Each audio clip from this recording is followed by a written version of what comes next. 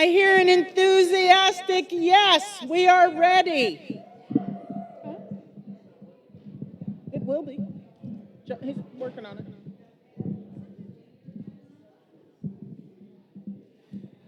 Okay. Is that good? Okay. We've been thinking about the number of folks we have here, and we're wondering if you might be open to doing a little movement in a few minutes. What do you think about that? Okay. Yeah, little movement might be a good thing. No. Well, maybe somewhere in between, Carol. Carol asked, do you mean move the tables or dance? Maybe somewhere in between the two. Fair? Now, if you want to dance on the tables, that's between you and your God.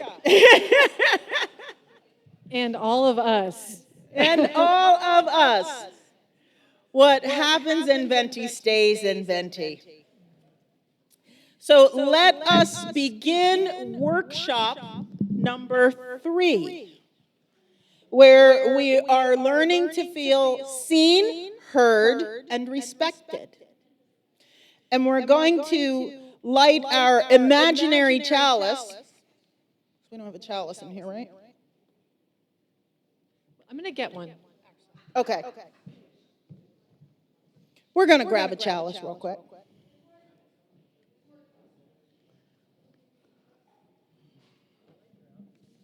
Thank you. I know, everybody should have some leopard slippers. Yeah, the world would be better if we all. Everybody okay?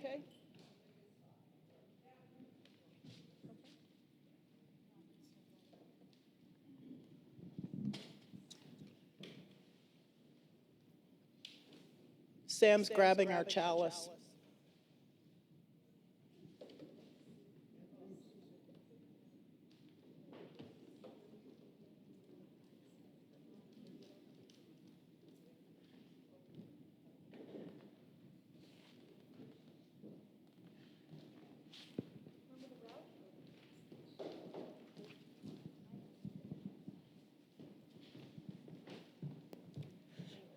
Okay. Match. Okay. We're going to light our chalice by hearing Jean's wonderful poem again, The Elephant. Under the signs posted on the walls we stand, looking at each other. We admit our part of the problem, even though we are not the problem. The problem is the problem. See it swinging its long trunk? It fills the whole room.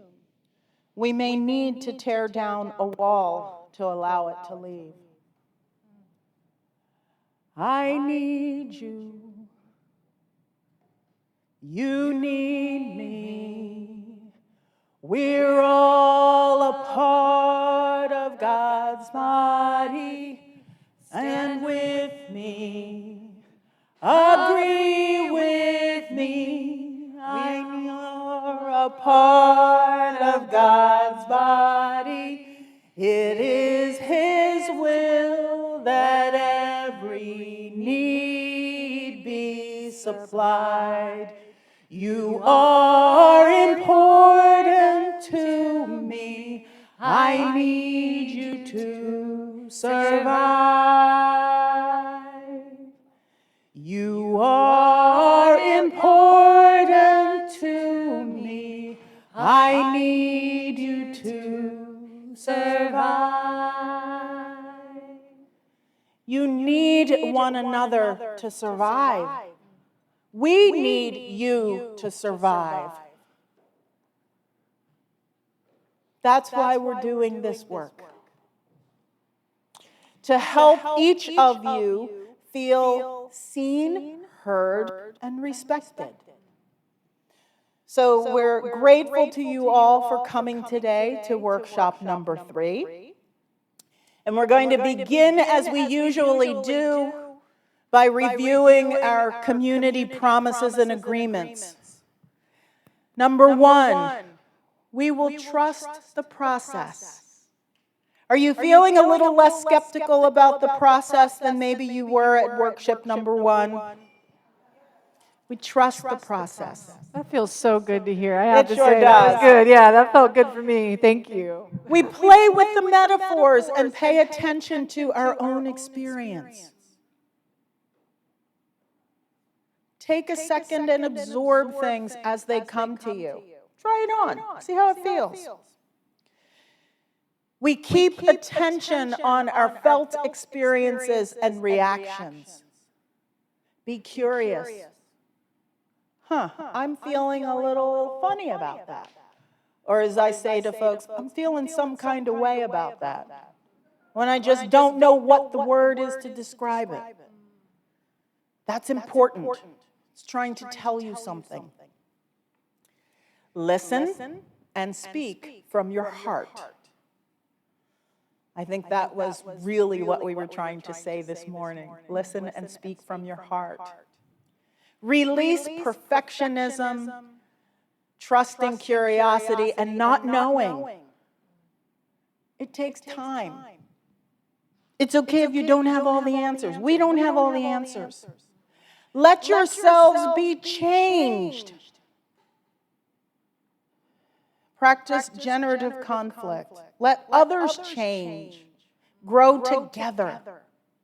And the practices that we will embody, each of us shares and processes differently. If someone's crying, let them cry. If it makes you laugh, it's okay, you laugh. We process things differently. Some of us get quiet, some of us talk. We create space for one another to share. We self-regulate. If you feel like you are speaking a lot or your language is one of anger and you want to get up in somebody's face, back it up a minute. Rethink that. Self-regulate. Because we are building capacity for what is ahead. That is the work that we are doing today. So, let's start that work. This part we're calling pulling the story forward. You heard us say that we read all of your homework. And we did. We spent hours together on Zoom parsing every piece of it and looking at what everyone wrote and trying to respond to everyone and crying along with you and laughing along with you and feeling all the feels that you felt. So here's where the movement part comes in. As you are willing and able, let's make a big oval. We've got this space. Let's make an oval. Just right around here. And I'll be in the middle.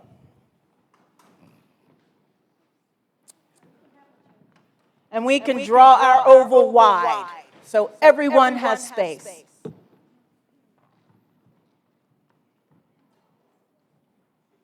We can go all the way around so everybody's in. In fact, maybe I'll come over here so I can be out of your way. Because there's a lot of you, more than I thought. Tom, do you want to be in the oval? Okay. I wasn't sure he wanted to. Ask permission. Okay.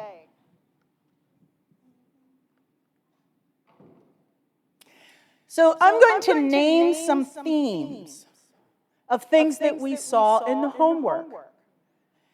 And if this theme resonates with you, or if it's a theme that you felt yourself, move into the circle.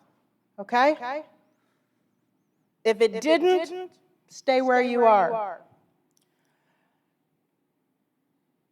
I experienced or saw celebrations of trying new things that felt really good, like a breakthrough.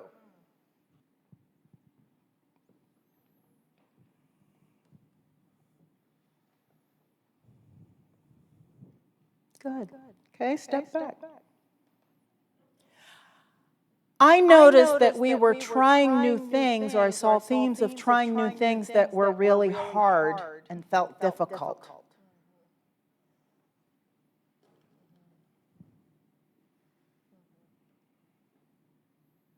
Okay? I felt frustrated with feeling pressured to choose one thing. If that was you, step forward. Get in there, Marilyn.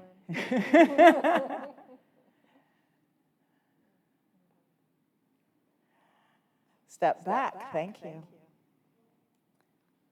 I saw that there were gaps between our aspirations and our experience, including a big gap in our capacity to do something different.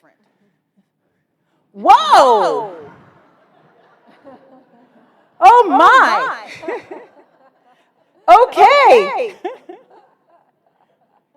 Put a big star next to that one, Sam.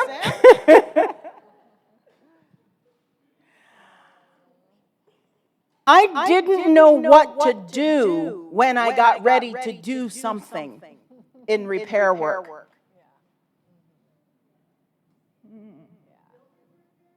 No, not building repair. Relationship repair. I knew I wanted to repair a relationship, but I just didn't know what to do. Okay.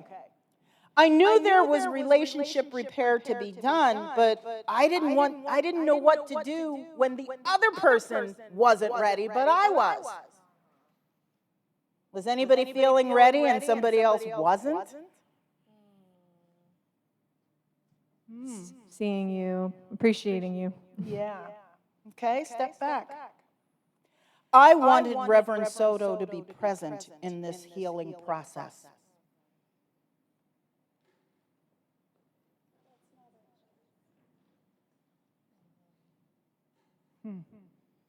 Okay? I wanted the UUA to be present in the process.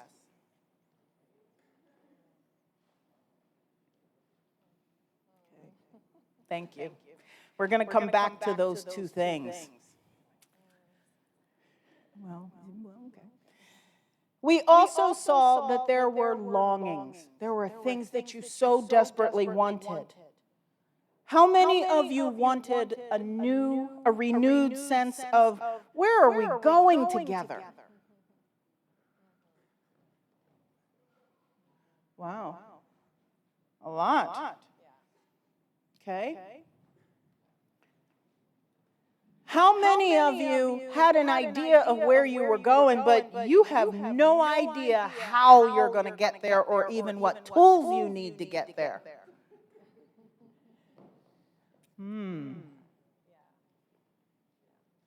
Okay. Wow. Okay.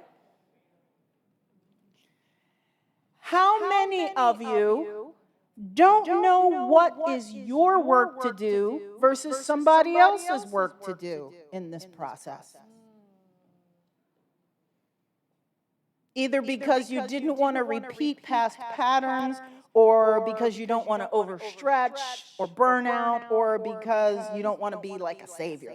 Could be for any of those reasons. Connie trying to get you all in the circle right now. I'm just saying. Connie's like, why aren't you in the circle? Why aren't you in the circle? Okay.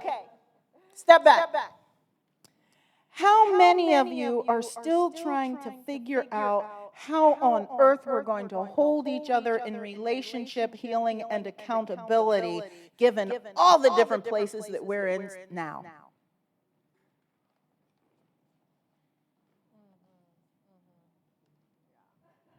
It's a lot. Thank you.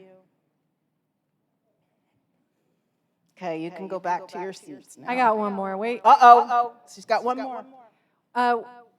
Yeah, move forward if you're feeling some willingness to try. You all better be in that circle.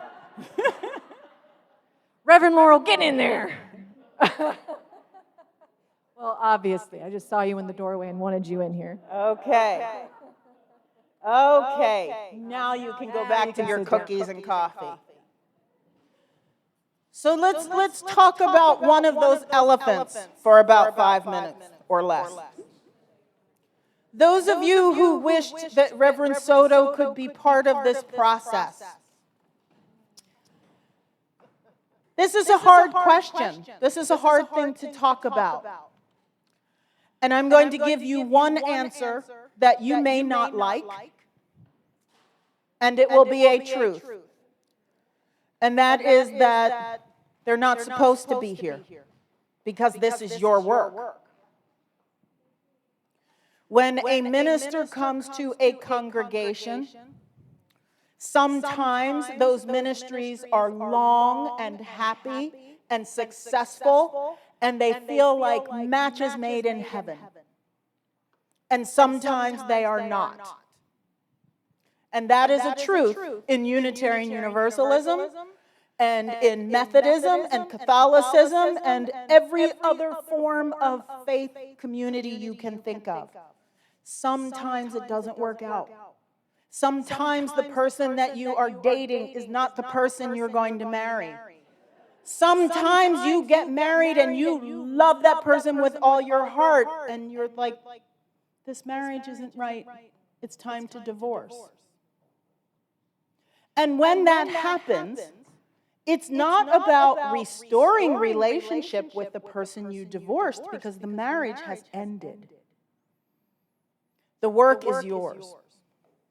How do you, as one partner in that union, get yourself together to say, I'm okay? You know, I kind of have this image of checking myself out, like, okay, everything's still here, all my pieces still work. What do I need to do differently? What do I want next? What do I need to prepare? Maybe the job that I thought was my dream job, that time I thought that I could be a subway driver in Boston, you know? Maybe that wasn't the right thing. They're like, you'd have to go to school, you have to learn this, you have to learn that, you have to do that. It's my work to do. So, yes, Reverend Soto is not here because Reverend Soto is no longer your minister. And they should not be here. The second piece of this is something that is in our ministerial guidelines, in our code of ethics. We are held to a very strict level of boundary keeping. We are not your friends. We are your minister. And sometimes those boundaries get blurred, and it makes separation difficult. So when the boundaries aren't exactly clear up front, when there's a departure, it feels extra painful. And our guidelines say when those separations happen, for whatever reason, maybe the minister's retired, done whatever, the congregation does not stay in touch with the minister for at least a period of 2 years. There should be no contact between the congregation and the minister. And that could be, you know, even the folks in Davis where I serve right now, I am leaving them as their interim. I'm not getting fired. I'm not quitting. My term is ending. But they are not supposed to contact me for 2 years. And that is to allow the healing and the transition to happen in the congregation. So if a new minister is coming, you need space to figure out how to be in relationship with that new person without the ex-husband, right? So that's why that's the way that is. That relationship is not one to be repaired. It is a relationship that is ended. Your work is to move forward. Now, why is the UUA not involved? Or how could the UUA be involved? Someone whispered in my ear, and someone's pointing right now, well, you're here. Yes, I'm here. And Melissa James is your congregational life representative. Melissa has been with us every step of the way. working with the board, working with us, and doing things that you may not see. Now, I'll be honest with you. Do I think the UUA shares some responsibility for some of the problems that you have experienced? Yes, I do. And I think everybody knows that. And that's where congregational accountability gets hard. I mean, where congregational polity gets hard. Our congregations are independently functioning bodies. And they want the UUA to stay out of their business. Let us raise money. Let us decide what we want to do with it. Let us set our own mission and decide what we want to do. But the minute something goes wrong, where's the UUA? So it's a touchy thing. How much do they get involved? Well, we are here from the UUA to help you through this process. Do you still need some encouragement and coaching and work as you go through the search process next time? Of course. Every congregation does. Can you take advantage of some of the things that congregational life has been offering? Absolutely, and I strongly encourage that you do. Will the UUA support you when you decide you are ready for a developmental minister? Absolutely. So you're not left alone. How you feeling? Anybody? Where were they when you were in trouble? How do you define when you were in trouble? When were you in trouble?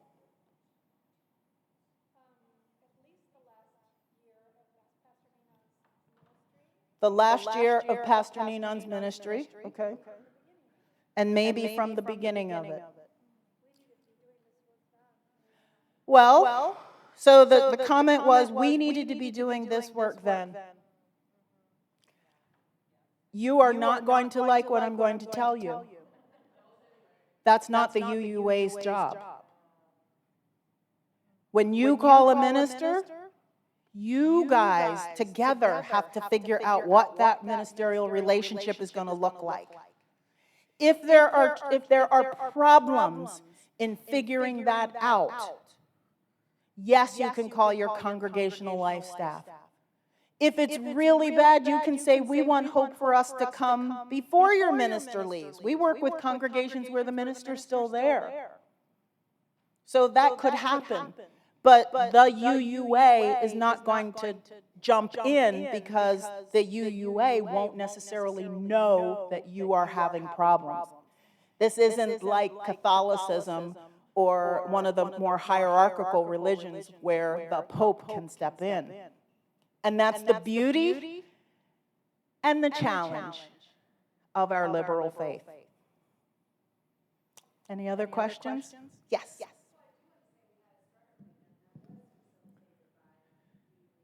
You had a startup weekend facilitated by UU leadership. Yes. It is supposed to help you do that. And something I learned in my first year as a settled minister, because I've done both sides of this coin, the person who is the minister and the board determine what needs to be in the startup weekend. There's not a formula. Because it's based on what you need.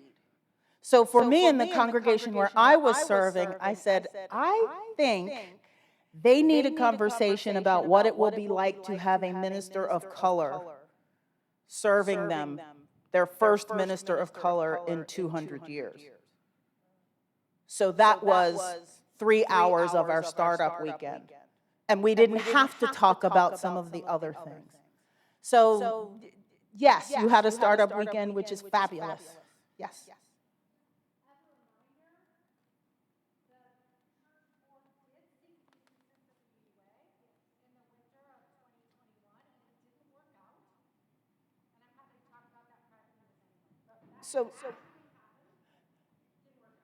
So the comment was that the board did seek assistance and it didn't work out.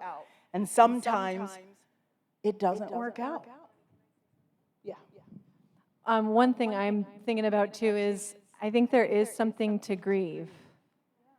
In terms of what we're learning about what it actually takes to be in relationship with each other, denominationally and congregationally.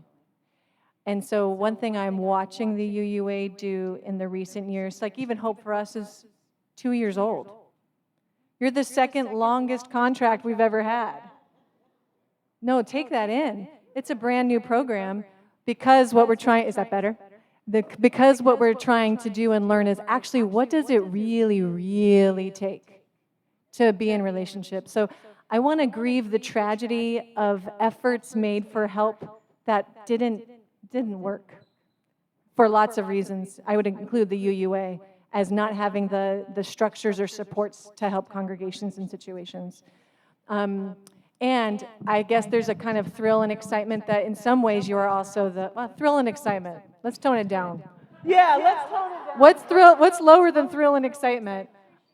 Thank you, my friend. There's like and I feel this too, a grounded appreciation in, okay, let's try something else. So I think recently we were just told that we've done over 200 hours with you all in the last 7 months. No, we are going to, when we finish with you, it's estimated we'll be at 800 hours. We'll be at 800 hours. No, 4 more years. between now and June. And you know what? The UUA is watching what's happening here going, well, hot damn, that's a shit ton of time. But also saying, like, what can we learn from this about what it takes for all of us to move? And there's like a telos moment and a kairos moment. There's the thing we plan that we think we're doing, and then there's all the things that actually happen along the way together that we have to adapt to. And we're just learning. And truly what's wild, I think, is the UUA is literally watching this process. It watched the first process we did in Columbus, Ohio, after a minister was removed for misconduct, and going, okay, what are we learning from Oakland? What are we learning from Oakland? And what I can hear a longing for is a formal recognition of what requests didn't work out or were not met. And I want you to know that was in your homework. There's a real longing for, could we say it? Could we say it out loud? That we tried and that there was a request made there. So that's still in the room. And actually, that's not off the table. So when we're doing the action planning thing in April, there can be a like, hey, UUA, like, thanks for Sam and Connie and Jamie, awesome. And could we talk about what happened? Like, there's space for that. And I think the UUA is also learning how do you be accountable when you're a large organizational structure? Because there's the quality of the individual who served you or didn't serve you, and then there's the office the person holds. So the people rotate out, but the offices stay the same. How do you hold the office accountable and recognize the individual who is holding the office? Here we are in the wild complexity of restorative practice, but with appreciation that you were willing to do it with us, and that the UUA is like, okay, let's learn from Oakland.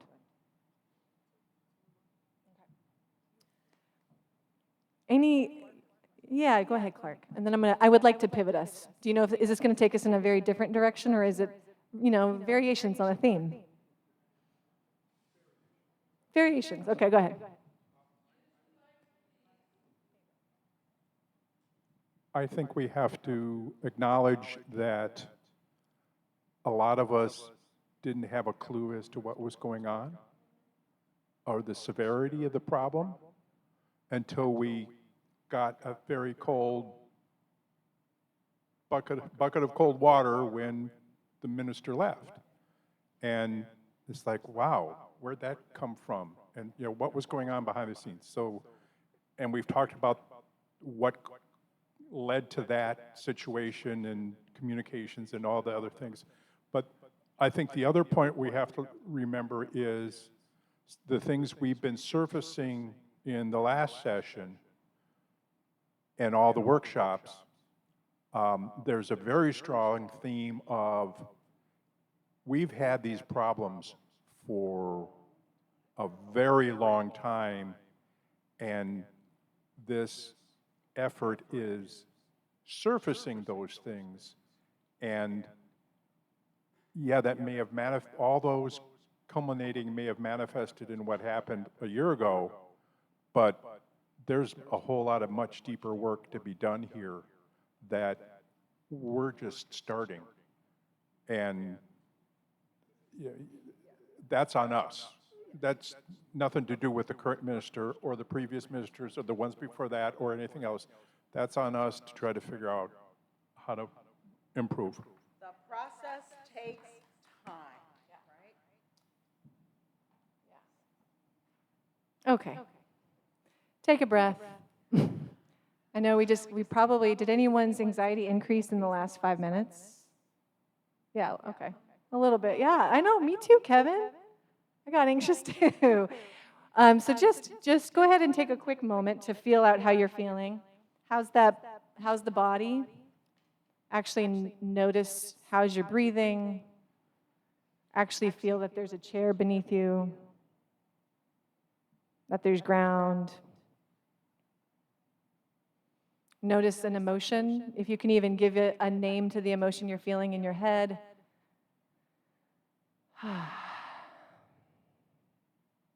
And then notice your thoughts. Are they racing and sharp? Are they lazy river? And then just taking a breath, whatever kind of breath feels good. Some of us are wearing masks that feel easeful. Some of us are not. Just a breath that actually feels good to take, maybe extending the exhale if that feels possible to you. There you go. So I want to tell you a little, we're going to shift into an activity here, but I want to first start with another restorative justice story. So I work with victim offender dialogues, which is a California process by which someone who's been impacted by a harm, for which the person responsible is incarcerated, can request a dialogue. So the state of, if you actually, I'd like to tell people that because some people don't know that. The state of California would actually allow you, if you've been impacted by a harm and that person is incarcerated, to make a request for a dialogue with a facilitator.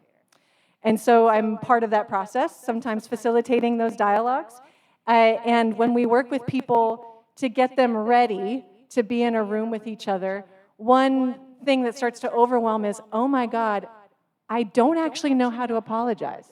I don't know if you've ever had this experience where you're like, actually, apology is it's a skill that takes an incredible amount of labor. And something that we do to kind of demystify the process of apology, and you're going to need to imagine a whiteboard,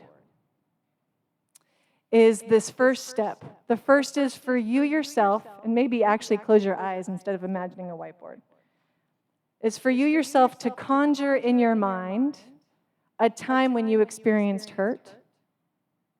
Maybe not the smallest hurt, and definitely not the biggest hurt, but somewhere in the middle.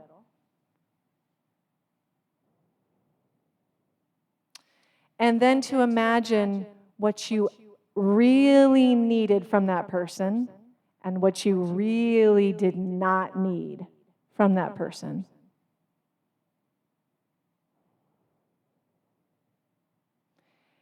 And when we do this, folks actually take some time to write down what I really needed from that person, which could be any variation on, well, I needed them first to stop the harm, or I needed them to take it seriously that it hurt, or I needed them to get curious about why they did it, or I actually really needed space. I needed not to go at their pace. I needed them to be open to my pace of things.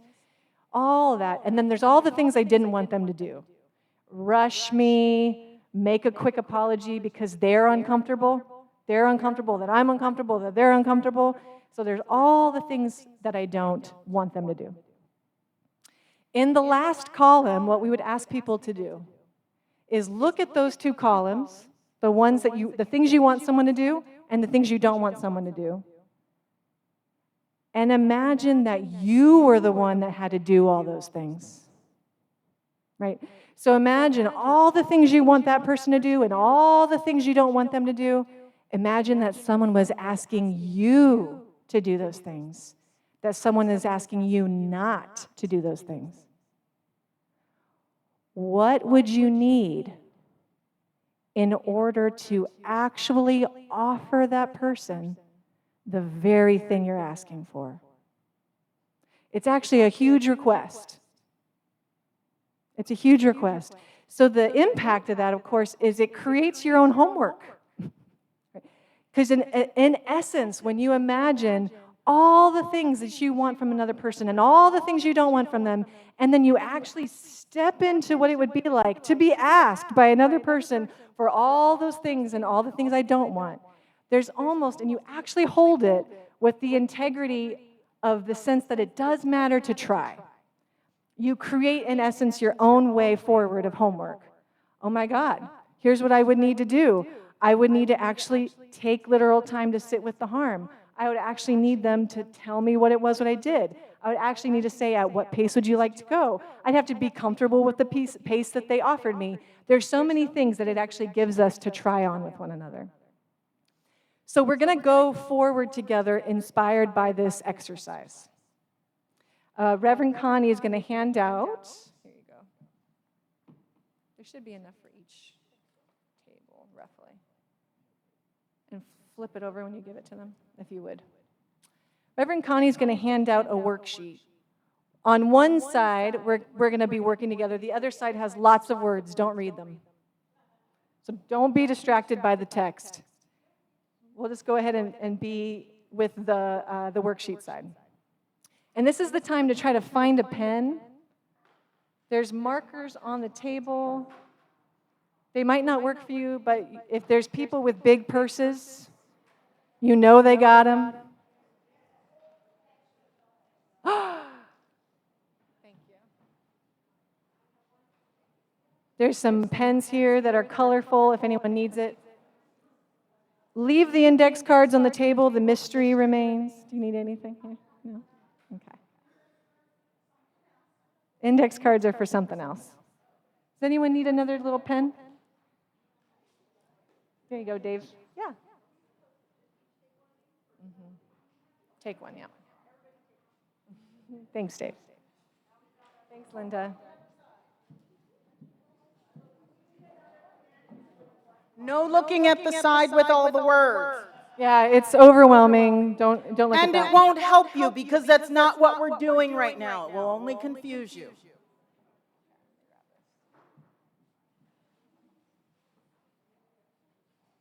Everybody get one?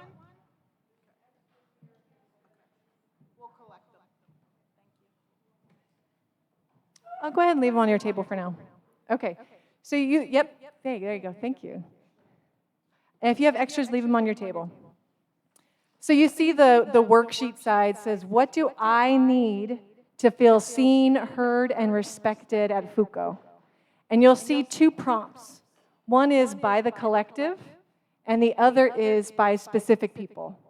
Right? So some of the things we need are actually group longings. Some of you wrote in your homework about what it's like to work on teams or be in the community kind of at large. But then a lot of you also wrote about specific relationships that are really frayed right now, that feel disconnected, that feel hard, or relationships that haven't been tended or been spoken to. We're actually going to take about 10 minutes. So we'll turn on some music. You could spread out. If one of your tables feels like too intimate, there's a couple of other spaces to be.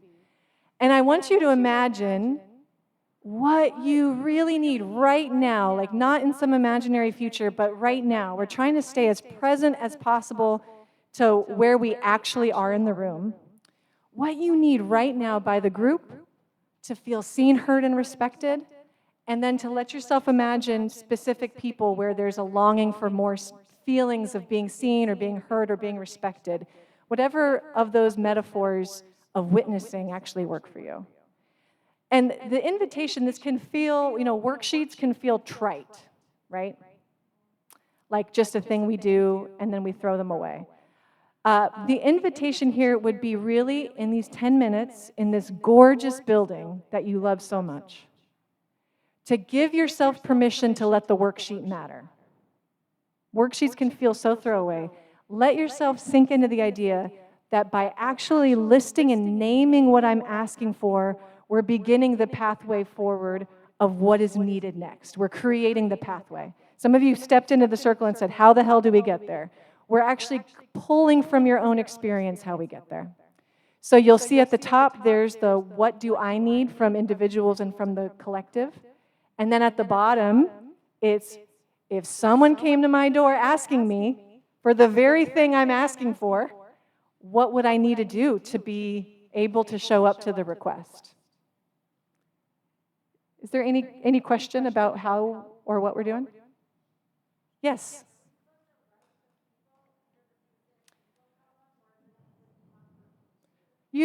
Great question. So the question is, do we need to ask the specific people? That's up to you. You're not going to give this to us unless you choose to. We'll probably prefer that you keep it. I know it's awkward to write names when you're like 2 feet from other people. So you could do like an initial, or you just know who you're talking about. Up to you. Great. Okay. We're going to turn on a little low-key music. We're going to do this for about 10 or so minutes, so take your time, and we'll see you at the end.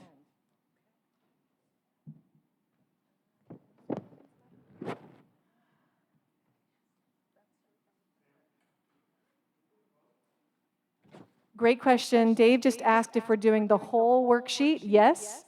The top, what do I need to feel seen, heard, and respected? And the bottom, if someone asked me to see, hear them, and respect them in the ways that I'm asking for, what would I need to do for that to be possible? So do the whole thing.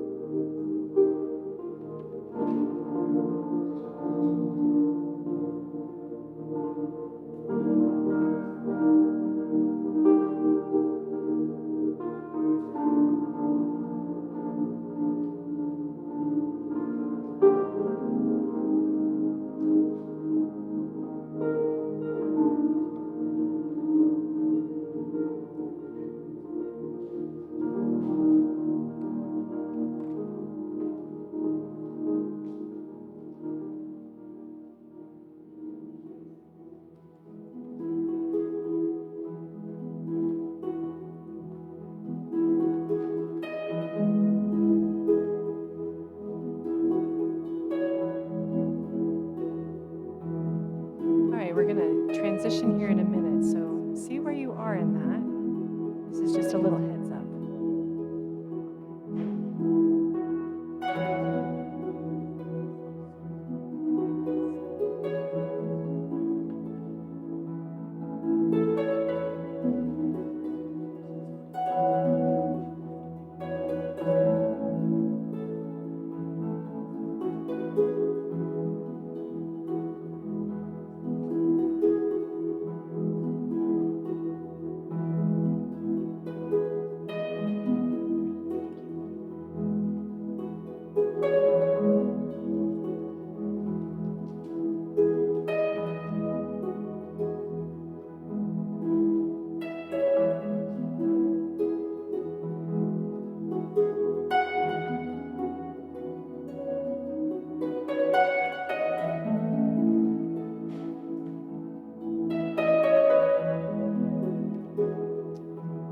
Okay, you might not be done.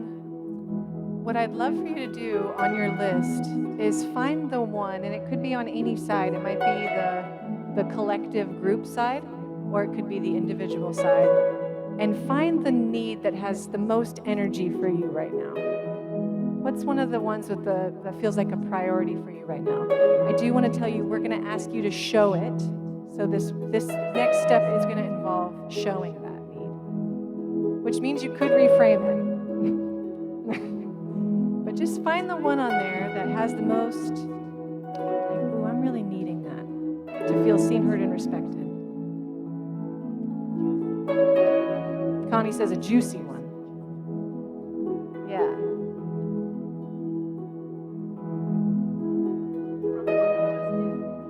Not the size of the words. We're not going the size. Yeah, from this one here that you just did. Yeah, you got it. Find the juicy one. And here's what you're going to do. You see those index cards on the middle of the table? And there's markers in the middle of your table, so you should have something big to write with. I put my juicy one right now. How many of you already wrote on your index cards and now you need another one? Okay. Oh my God, it's all in one table.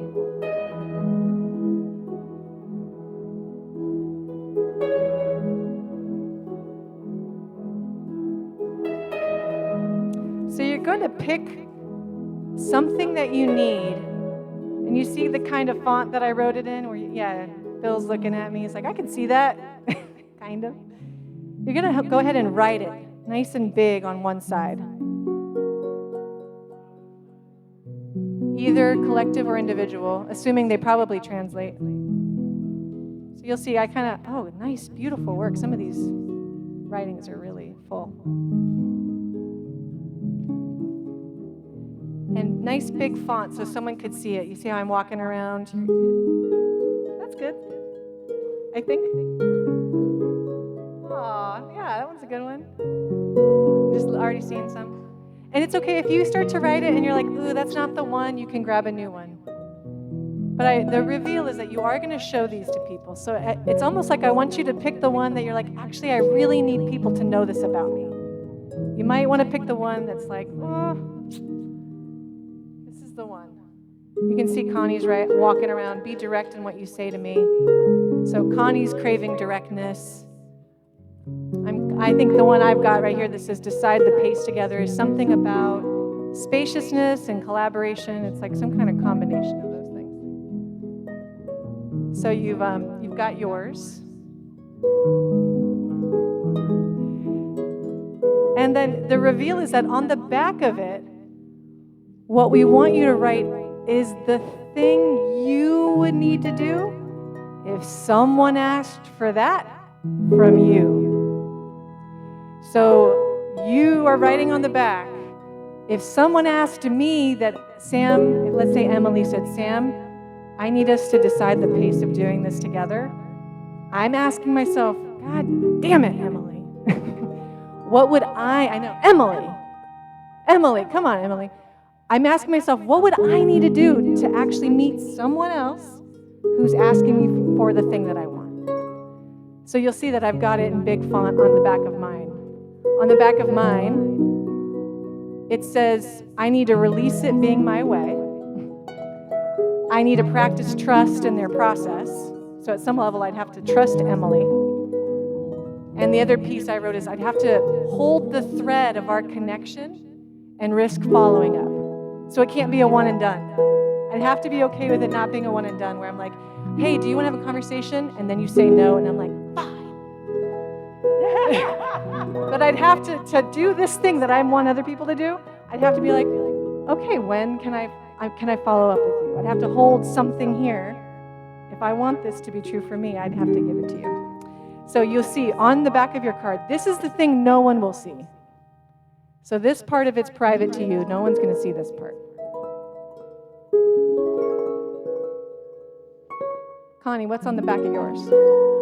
What's on the back of mine? I would need to develop my courage and my heart to be able to hear it. Because sometimes you got to be careful that you might get what you ask for. So I have to be able to hear it. I have to be able to set aside any defensiveness that I might be feeling in the situation. And most important for me is that I have to be open to doing it a different way. I have to be open to change and the possibility that A isn't it, B isn't it, but we might be able to come to C if I'm open. So we'll just sit for a minute or two and let you write that card, and then we'll come back and tell you what happens next.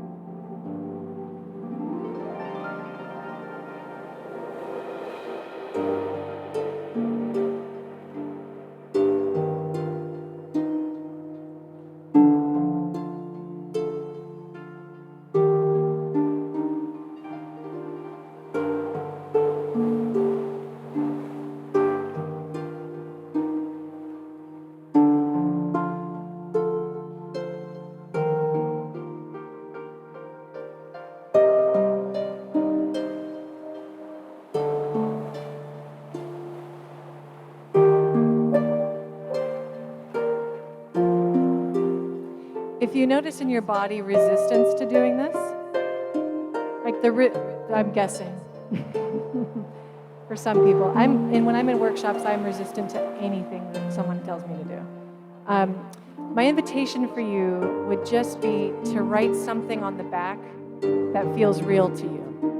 Just do something say something on that card, the side that only you will see that feels actually real to you, about how you're wanting to show up.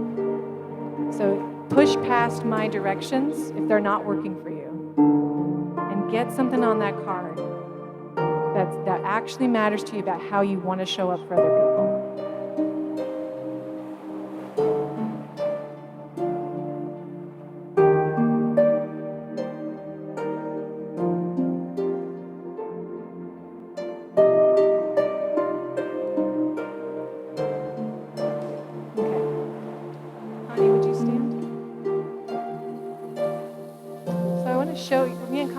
Show you what's about to happen.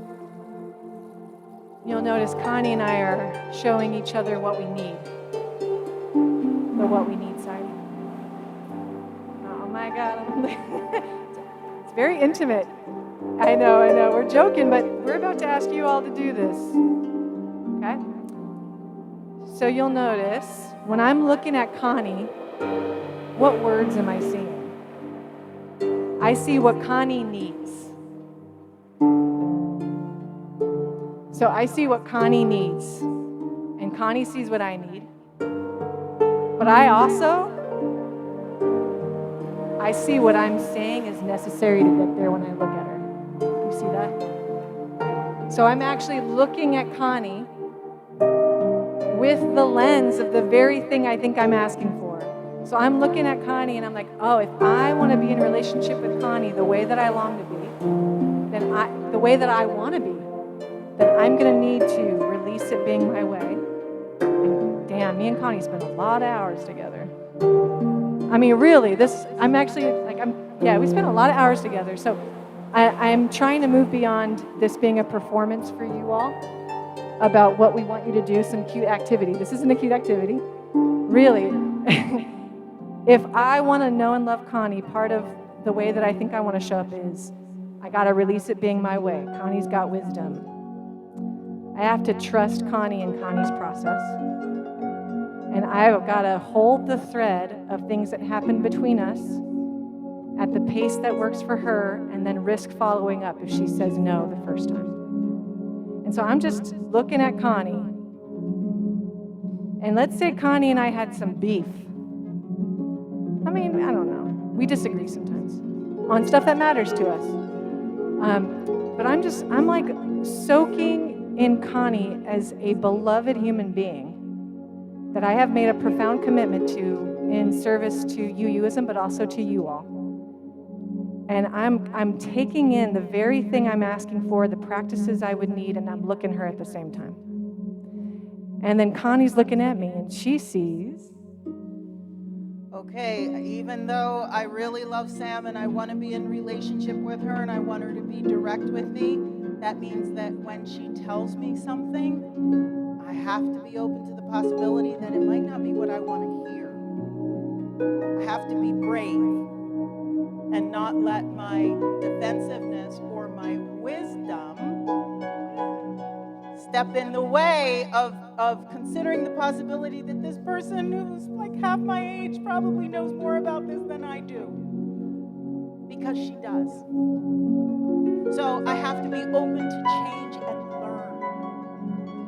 And through this process, I've learned so much from Sam. So much from Sam.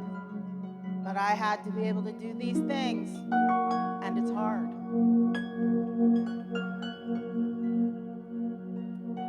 So what I also see, though, if I step back, is I'm seeing the glimpse of what I think Connie wants most. I see that Connie longs for directness. Now, in what we're doing now, she's not showing me the back of her card. That's hers. She's not going to show me. But I'm getting a hint about something that I might not know about Connie. I'm just getting the taste of something that I might follow up on and feel some curiosity about. Thank you. Does that make sense? Did you see what just happened there? Okay. High potential for corniness, great potential for meaningfulness. Okay? So what we'll invite you to do is stand as you're willing and able, or move as you're willing and able, what feels comfortable. If standing or rising does not feel good to you, it'd be great to have you have a chair face in so that people know that you're available. Yeah, Kevin? Don't find anyone yet. Don't find anyone yet. Just get up. Yeah, just get up.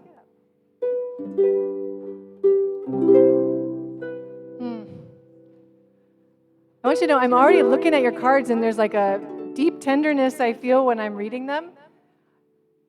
I hope that's true for you too.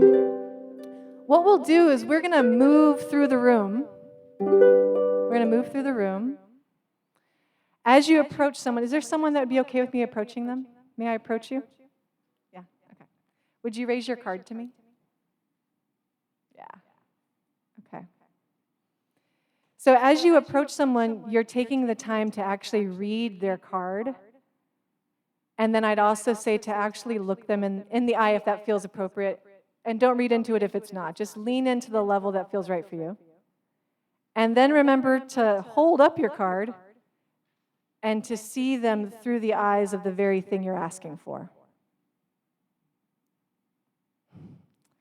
And then when it feels complete, to go ahead and if it's a relationship where there's hugs involved, if it's a relationship where there's nods, whatever works for you, you can acknowledge them. But here the request is for silence, so we're actually not speaking. The other request is to move slowly. Yeah, the request is to move as slowly as you can stand. Stand as in tolerate. And the hope here is, of course, you have some choice. You could ignore some people or avoid some people. We want you to make the stretch that feels like the right stretch for you.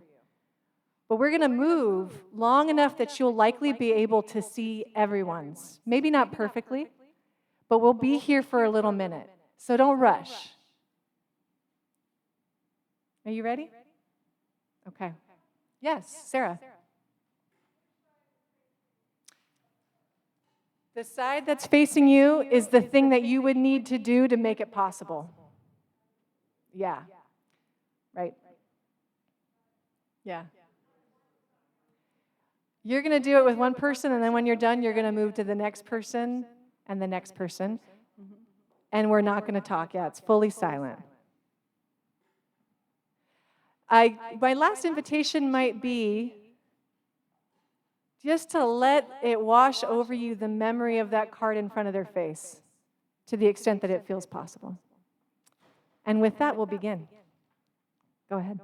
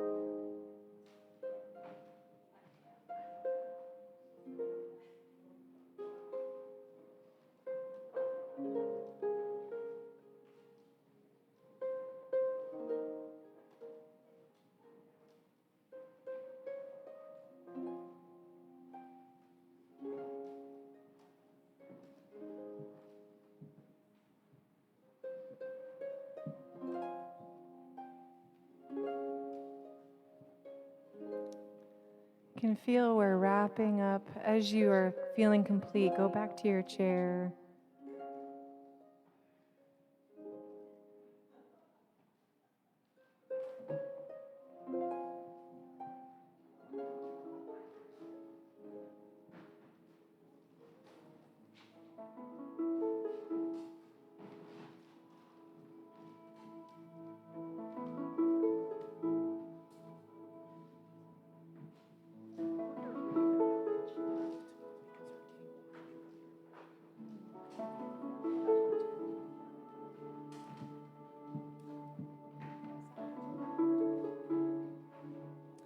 All right.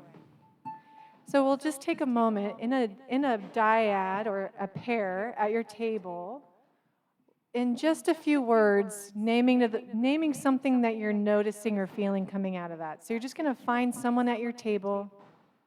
You're just going to turn to them, really sweet, simple. What are you noticing or feeling coming out of that?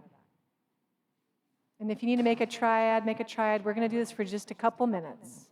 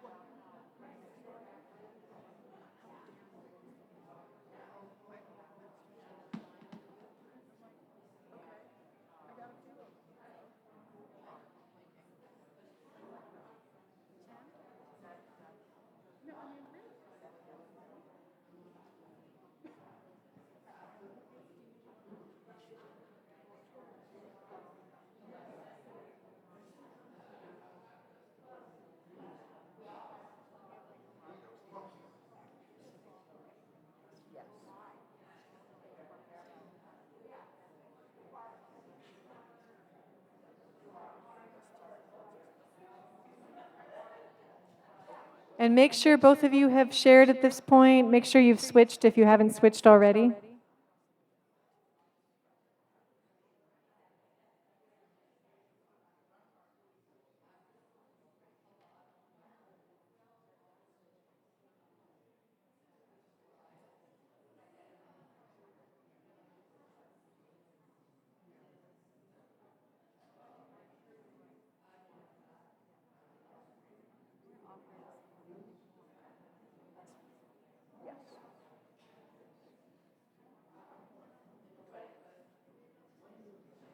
Okay.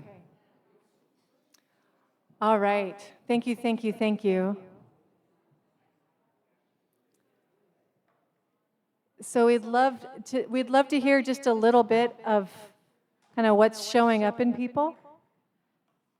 So you just had a moment in your pair, and we'll only listen to 3 or 4, so this isn't a long share out. But I wonder if any of you are feeling like an aha or like a wondering that might support the group or might be helpful to say out loud.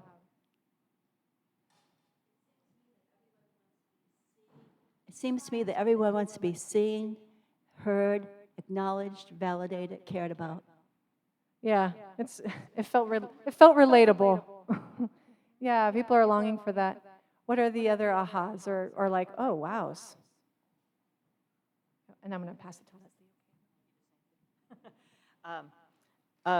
Actually, this was Mark's revelation that it was really different to read without having someone talk over you or respond when you're trying. So the card is there, just gets the point across, and there was no interruption of absorbing that, what they had to say, without arguing or fighting about it.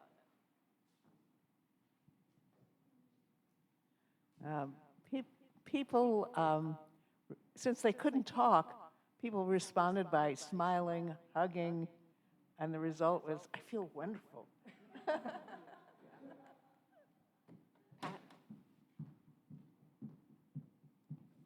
I was able to let it go a lot of assumptions I may have of people. Me coming from another part of the country and new here, I have a lot of assumptions about people in California. So when we did this exercises, I was able to let go a lot of those assumptions, and I felt a lot of sincerity, and I could feel the energy in almost everyone that I connected with. They seemed like real people who really wanted to be part of the process and not the problem. And I felt that to be very, very encouraging.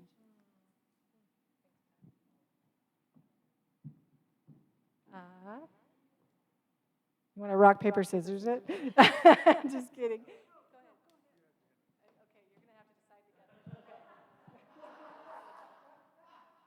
Even though we've been in Oakland for almost 3 years, first year and a half at church, it was really Zoom. And maybe 3 handfuls of people showed up on Sundays. So I really got to know people over the past year and a half. And I was surprised about assumptions I had about people, that their card was the opposite of what I assumed. So it was really helpful in that way. I noticed mine was acknowledge my worth and contribution to the group. And I noticed the ones that I really wanted that from, I really felt a lot of feelings come up, a vulnerability, actually, where the ones I didn't know so well and wasn't needing that, I didn't feel as vulnerable.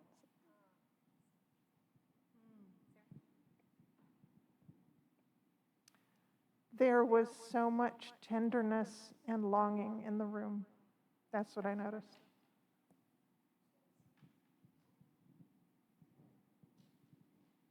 I just want to say, church is really looking into each other's eyes and just being held by love. And it was one of the most powerful experiences I felt here. So just thank you for that.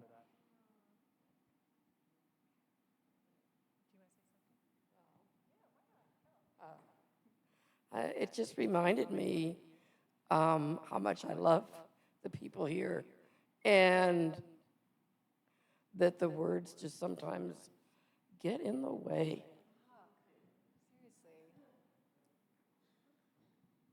What I noticed was the things that I needed to do worked in about 75% of the situations. And I have to admit, I just looked at your card and I enjoyed the hell out of that.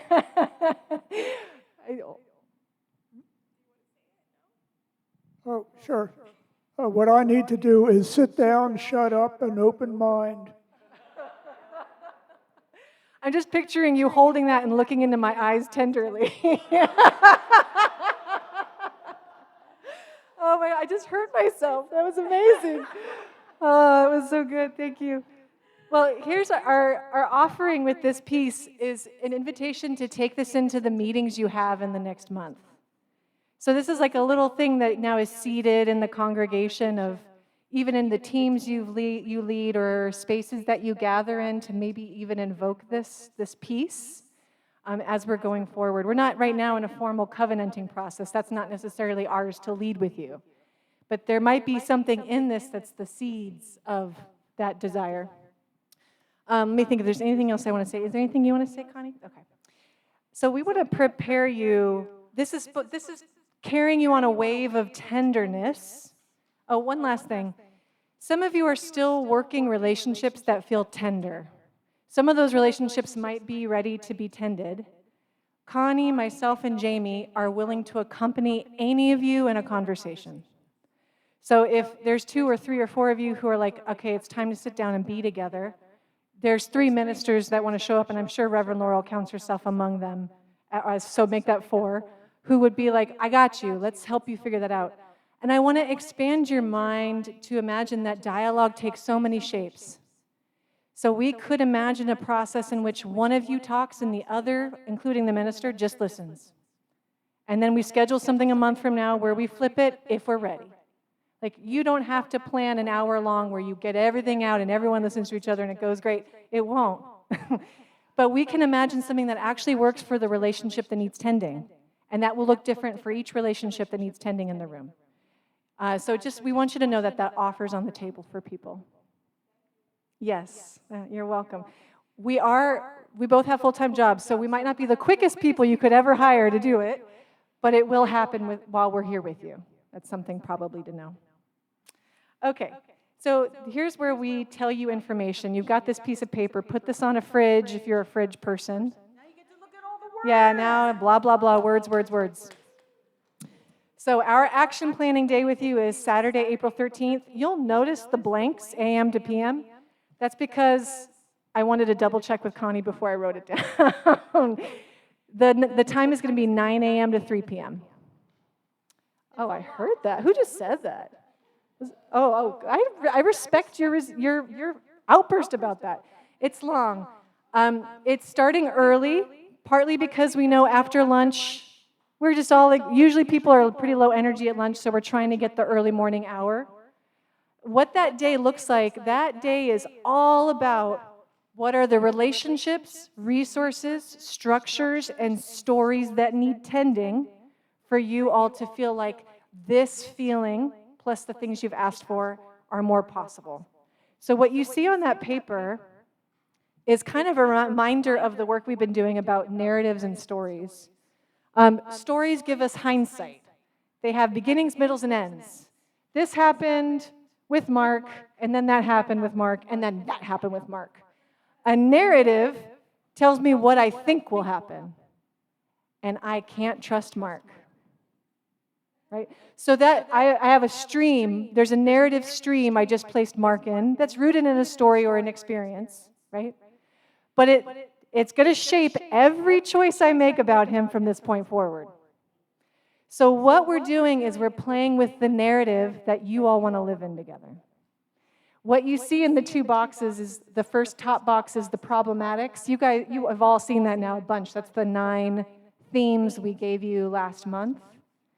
But when we met with you, we did little glimpses of possibility where you told stories about times when there were different outcomes. And in those different outcomes, there were other things that happened. You have experienced collective and renewed purpose. You have experienced humility and acceptance, shared understanding and practice about something hard. There have been times when you have experienced clarity and trust across power roles and responsibilities. You have experienced repair across power differences. There has been generative conflict and transformation. You do know connection and co-creation. There has been institutional creativity and sustainability, I'd say resilience in this organization. And you have experienced spaces of lament, repair, and celebration. And you named especially through food and music when we did our storytelling with you. Those possibilities are all there. The question is, where do we want to spend the majority of our narrative energy with each other? And you'll notice that that sounds rhetorical. It sounds like a rhetorical question. It's actually a question of commitment. What narrative do we want to try to live in together? Towards that, on April 13th, we're going to ask ourselves, what are the relationships, resources, and structures and stories that need tending in order to make those possibilities possible for all of us? So you'll see a list of questions below that. If unclear or unshared mission is problematic, but collective purpose is possible, what's the bridge? If exceptionalism is problematic, but our humility is possible, what's the choice? And I recommend reading through those on your own. Have this on your fridge. Because where we're going is what will we choose and how do we make the choice easier to make? So we're talking about a context in which we make more choices that feel like purpose, humility, practicing together about something we understand what we're practicing, clarity, accountability, care, co-creation. That's what we're talking about April 13th. Now, it is not a strategic planning session. It's going to look like creative. It's going to look like paper on walls, carefully placed with the right markers. Don't worry, building and grounds. I got you. It's going to look like cross-pollinating ideas. It's going to look creative. And it's not going to be done on Saturday. So we're going to get to a certain point after those 5 or 6 hours together on Saturday, and then a group of you is going to work with me and Connie to keep moving it forward over the next month. And this is somewhat in alignment with your congregational meeting that got moved to June 2nd, intentionally by your board, so that what we learn in that process carries into the congregational meeting, and the people who choose and who are nominated by your community to be board members are like, hell yeah. We want you to imagine that board service next year is not about getting your body dragged into the fire. I don't want to use a violent metaphor. What's a different metaphor? Mud. Who said mud? Okay, yeah. Oh. It's not about getting dragged through the mud. We want you to imagine that moving into leadership with each other next year is about manifesting something the whole community is actually feeling really excited about. Okay? So we're going to claim a different narrative about what it means to lead this organization and what we're doing together. Want to add anything? Yeah, so for those of you who have been waiting for, when do the specifics come? They'll come out of that. If you decide on what that preferred narrative is, it may be that one of the things that pops out is, oh, we need to work on governance. Or, oh, we need to work on this. Or, oh, we need support in HR and staffing. So these things will come from the creative process. And you will probably come up with things we've never dreamed of before that are unique to you. That's the goal. Question. Yeah, Leslie. Lunch. This is food. Yes. Yeah. Great question. Information will come in the email. So we will be sending out a blast with more information on this, just as we have for these other services, to tell you how to prepare.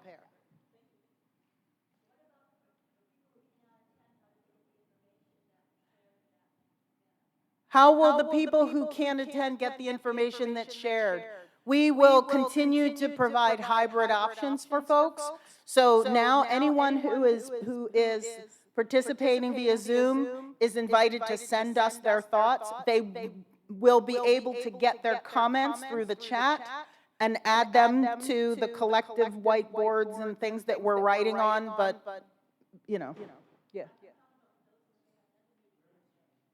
So when all this is done, when we get through April 13th, just as we're going to send you a blast that says, hey, this is what we did on March 10th, you'll see this is what we did on April 13th.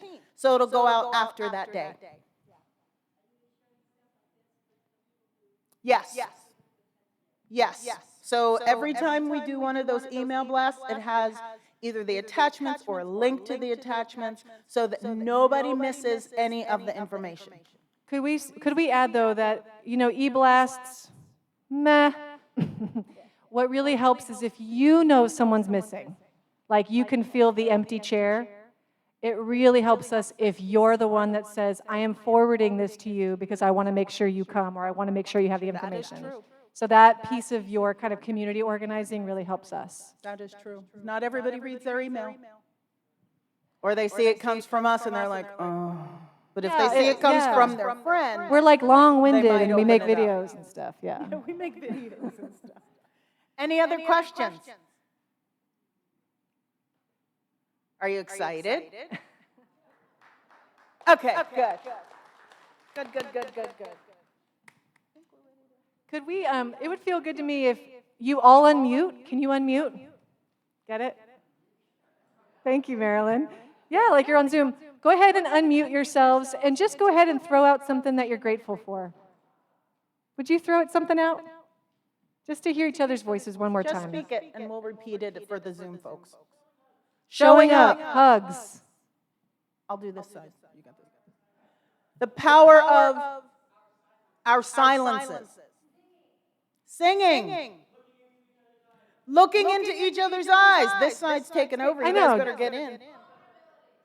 Vulnerability, tears. Connection. Trust. Hope for us. That's good. I liked it. I thought we did a good job. I think we did a good job. Thank you, thank you, thank you, everyone. We'll be in touch. Bye. See you next month.